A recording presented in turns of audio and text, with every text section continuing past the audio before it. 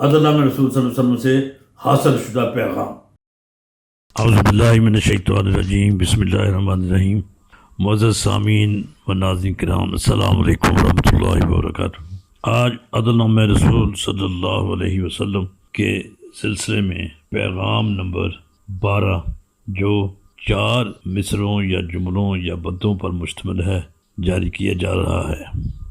اس سے پہلے ہم معاشرے کے 35 افراد کے نام پر پیغام جاری کر چکے ہیں۔ اب یہ 4 مزید جہتیں جب شامل ہو جائیں گی تو ان کی تعداد بڑھ کر 39 ہو جائے گی انشاءاللہ۔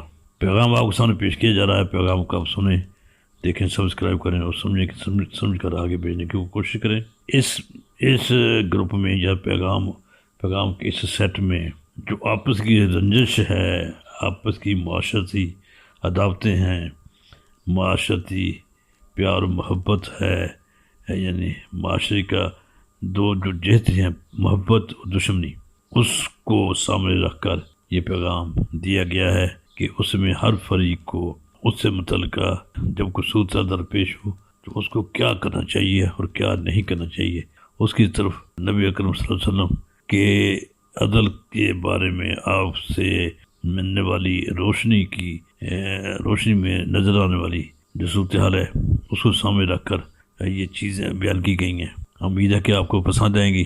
سنیے پیغام نمبر 12۔ السلام علیکم ورحمۃ اللہ وبرکاتہ۔ پیغام نمبر 12۔ مخالفوں سے اختلاف میں عدل کر، حامیوں سے پیار میں عدل کر، دشمنوں سے تضاد میں عدل کر، پیاروں سے التفات میں عدل کر،